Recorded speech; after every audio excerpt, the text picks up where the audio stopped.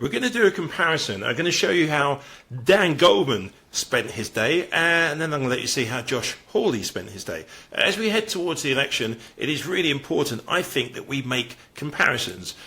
Dan Goldman is standing up for the truth when it comes to Elise Stefanik, basically trying to, well, her words she used with regards to the Jan 6 buffoons is a bit batshit, to say the least. Was Josh Hawley on the run on Jan 6? Anyway, compare Goldman to Josh Hawley, and you tell me who, in your eyes, is the true,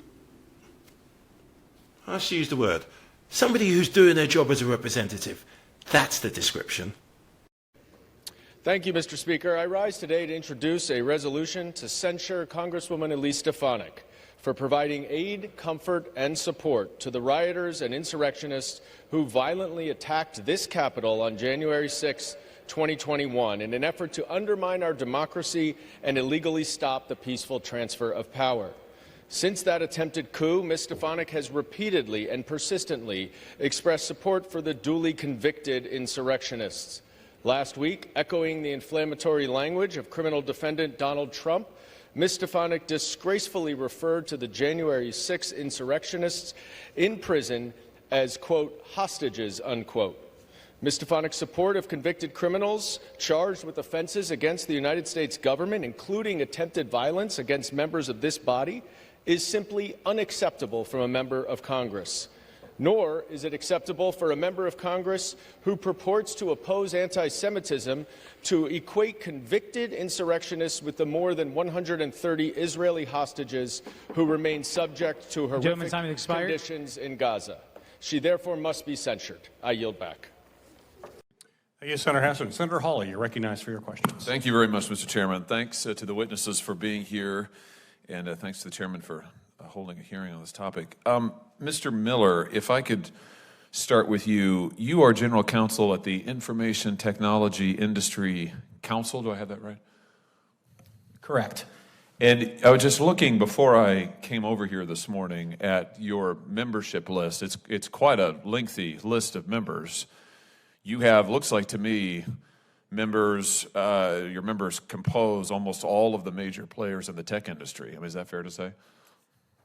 Yes, we have 80 of large global tech companies. Yeah, global is the right word. Google, Apple, Meta, Microsoft, Amazon.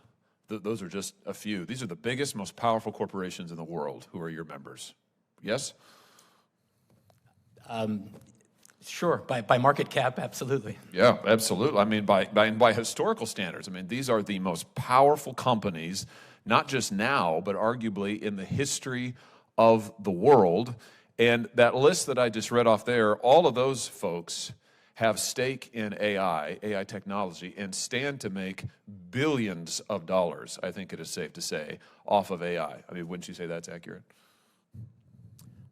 I really don't know how much money any of our members are making or not making from AI or any other technology. Oh, wouldn't you say it starts with a B, though? I mean, we're talking about billions. AI is going to be transformative technology. You've just been saying this. Let me quote you. This is from January 4th. AI continues to dominate policy conversations around the world. As AI-generated content grows in its sophistication and adoption, there's a new sense of urgency to leverage this transformative technology, right? Now, here's the next part that interests me. You say that you want to think about minimizing harms that could come from its use, including the spread of misinformation and disinformation. What did you mean by that?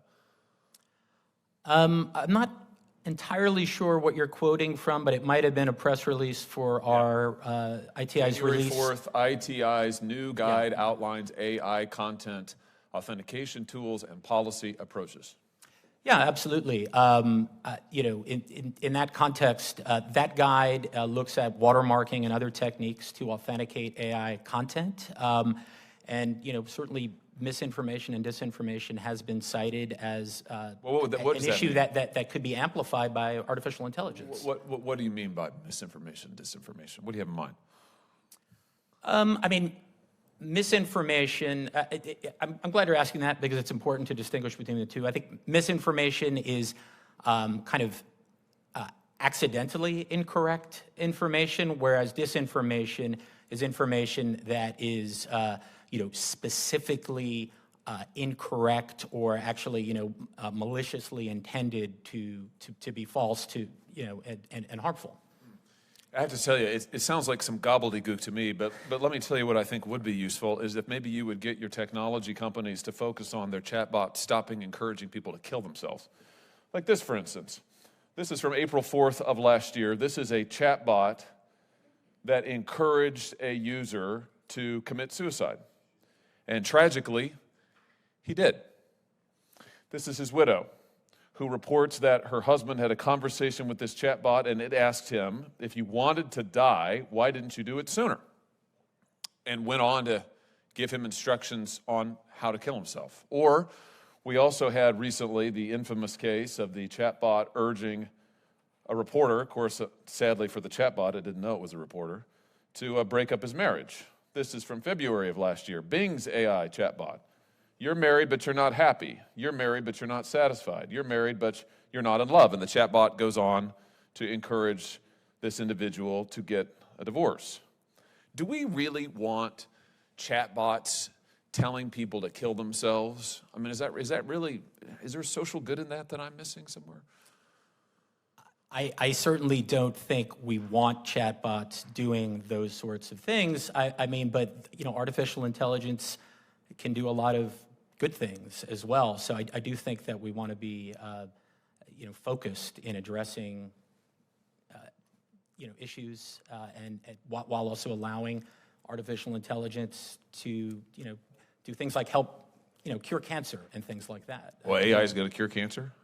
It certainly could be a tool to help with various different cures in the medical field. Absolutely. So are you saying that we have to accept AI chatbots encouraging people to kill themselves for the possibility that maybe it'll cure cancer? I'm not saying that at all, but it doesn't. But I do think that we don't do want we to. Want, do we want AI chatbots that encourage people to commit suicide? Do we want them being able to talk to teenagers? Why should an AI chatbot be able to talk to a 13 or 14-year-old? Why is that a good idea? Again, there are many good, positive things that can come from AI. Well, do you want AI encouraging a teenager? What if this had been a teenager who the AI chatbot was encouraging to kill himself? Let me ask you this. Let me make it more practical. Shouldn't a parent who has a kid that has an encounter with a chatbot like this, shouldn't that parent be able to sue the AI company and hold them accountable in court? I mean, under the current law, that's probably not allowable. Why exactly? And why should that be the case? Why should the biggest, most powerful technology companies in the history of the world, why should they be insulated from accountability when their technology is encouraging people to ruin their relationships, break up their marriages, and commit suicide? I assume that you're alluding to Section 230? Sure am. Yeah, I mean, Section 230 has a long history of, helping to encourage technological development. It's protected by, the Supreme Court, including a recent Supreme Court case. Oh yeah, and believe me, I've read your amicus brief in that case. I've got it right here, where you argue for the most robust interpretation of Section 230 possibly imaginable. What 230 has absolutely for sure done is help the companies who are your members pad their profits. I mean, it is a massive subsidy of the federal government to your companies. But let's just make this very practical. Why shouldn't these companies, Google and Meta and Microsoft and the rest, why shouldn't they say, you know what, we are absolutely willing to allow a parent whose child is harmed by our technology, we are absolutely willing to allow that parent to have their day in court. Is that too much to ask? Again, I have not discussed that particular question with the companies. I'm happy to have that discussion. Well, I'm asking for your opinion. I'm asking for your opinion. Do you think that a parent ought to be able to get into court and have their day in court if their child is told by a chatbot how to kill themselves? I don't really have an opinion on that. Sure you do. You just signed an amicus brief that argued for the most robust interpretation of Section 230, which is just translation, the most robust protections for the most powerful, profitable corporations in the history of the world. You just signed it. So clearly you have a lot of thoughts on Section 230. Let me distill this even further. I'm almost done, Mr. Chairman. Senator Blumenthal and I, who you were just talking to a second ago, he and I have a bipartisan bill that would say that parents and others who are harmed by AI should be able to get into court and have their day in court against your members, just like any American can do with any other company, right? I mean, if Johnson & Johnson sells a drug that poisons people, like it did, by the way, with their baby powder once upon a time, parents can go to court. With your companies, as you just said, they can't. They can't. So would you support our bill? Our bill is a carve-out for people who've been harmed by AI technology to be able to go to court. Would you support that? I haven't had a chance to review the bill. What I would say is that there are also other equities at play in this discussion, including the First Amendment. I mean, companies do have a First Amendment Are you telling me right. this is First Amendment protected? This is First Amendment protected speech? A chatbot saying you should kill yourself? Is that your position? It's not my position, but I don't Okay. think the question's been resolved. What do you mean the question's been resolved? All right, Mr. Chairman, I thank you for your time. Mr. Miller, all I can say is that I think your position is just absolutely extraordinary. Thank you, Mr. Chairman. Thank you, Senator Hall. Good to see you again. I want to thank you for your testimony. And if you don't mind, I'd like to get your thoughts on some potential border solutions that we've actually heard a few times. Here I have a poster, and if you see it, it's got these alligators on a moat, and they're at the border. And this one's got a little hat. Do you think it'd be a good idea to build a water-filled trench filled with alligators along the border? That would be a misuse of taxpayer dollars and extremely inhumane. So you think it would be inhumane to build a moat, put alligators in them along the border? That would not be a good idea. No. What if we instead ordered soldiers to shoot migrants in the legs and stop them from coming to the U.S.? Would that be a good idea? No, that would be attempted murder. What about the wall that Trump, of course, was building? Would it be better instead if we electrified it and put spikes at the top of the wall?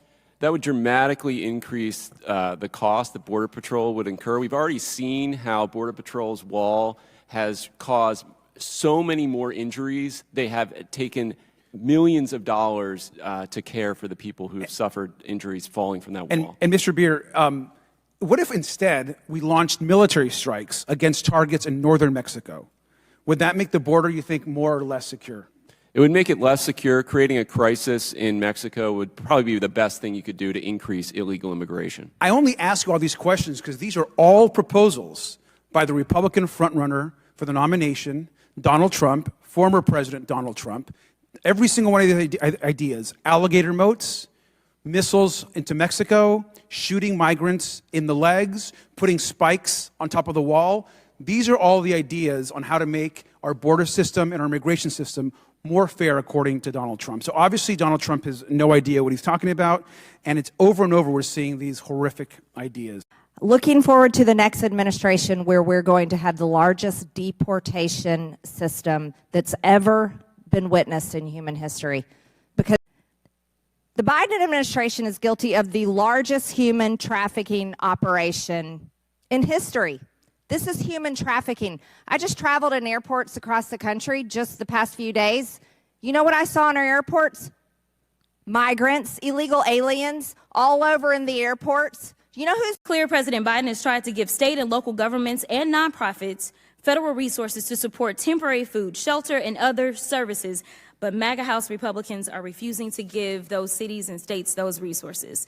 President Biden has tried to put 1,300 more Border Patrol agents at the border to help, but Republicans have obstructed that request. Republicans want to cut the flow of fentanyl coming into the United States. President Biden has tried to give our border agents 100 new cutting-edge inspection devices and add 1,000 additional law enforcement personnel. Republicans obstructed that request. Honestly, I can't tell if y'all are for anything other than obstruction and cruelty. Just take a look at my governor last week. He said, and I quote, "The only thing we're not doing is we're not shooting people who come across the border because, of course, the Biden administration would charge us with murder. I know Governor Abbott doesn't understand the law, but let me say this, that absolutely would be murder. And with that, colleagues on the other side of the aisle want to grandstand for political purposes rather than work with Democrats and fix an immigration system that has been broken for decades. Republicans continue to vilify people, including mothers and their children. And as I just said, we just lost a mother and her children. We also know that the gentle lady from Florida, who happens to be the only member to give birth this session, specifically admitted that she actually wants a child separation policy. I can't think of something more ironic than that particular member specifically advocating for child separation policies. By the way, they don't want to solve this issue either. Again, don't listen to me. Just listen to the speaker, who was caught on a call the other day saying that we can't solve the border crisis until after the election. By the way, here's Congressman Troy Niels giving it all away. Giving it all away. Let's read this. Let me tell you, when he's talking about immigration, let me tell you, I'm not willing to do a darn thing right now to help a Democrat, to help Joe Biden's approval rating. I will not help the Democrats try to improve this man's dismal approval ratings. I'm not going to do it. He's saying he's not going to do anything on the border. And he's from Texas, which needs help. He's not going to do anything because he doesn't want to give Joe Biden a win. You have members of this committee that have threatened to vacate the speaker again if they do anything on the border. Senator John Thune has said this is a unique opportunity. He said when Trump was president and Republicans controlled both chambers, they couldn't get done the policies that are being discussed now. So look, I'm willing to do stuff on the border. I'm willing to do it. But they're not willing to do it because they're doing what people hate about this place. They want to use it to raise money. They want to use it to politicize it. But they don't want to solve the issue. There's a deal on the table. They can solve the issue. Thank you, Mr. Chairman. Which the Republicans and their racist cult leader, Donald Trump, want you to believe. The real crisis As for is words to be one taken down. no, it is, he is not a current president. The gentlelady will suspend until the motion is dealt with.